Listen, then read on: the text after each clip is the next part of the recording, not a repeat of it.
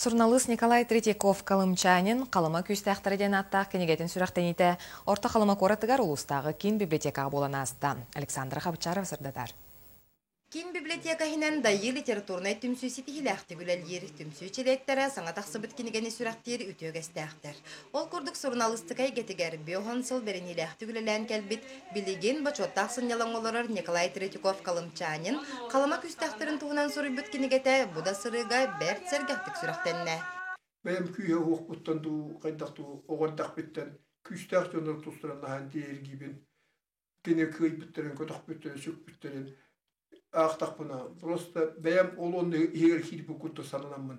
Давай, орыйымын, нәйлектерін кәриемін, күстәқ жоныры мұнямын, олырын аспыттырды болалар.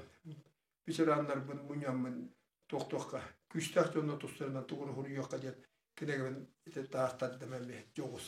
Қағанда болдың қанна да тейті, оғара ұраты жоғырдақ жон бар болалар. Оны оқа орта қалымаға бұлыр, оларан аспыт күстәқ жон тұстарынан Николай Калымчанин нехелектерінен сылжан қомойбұт намақтарғыр олығыран бүкенегетін сұруйбұт. Бүкенегеға бігі ұру жонлар бұд, ұру аймақ, дәжілеп бейт, байдар бұд, тақсыбыттар әмие бейт өліләқтіген. Кенеге сөз экземплярынан олықта, қалыма долғынлары қағат типография тәрбішәттінен тағыста, онтон бұл жоғын кенеге ақтар үхісілеті. Александра Хабычарова, Саха телевидениеті, Орта қалыма.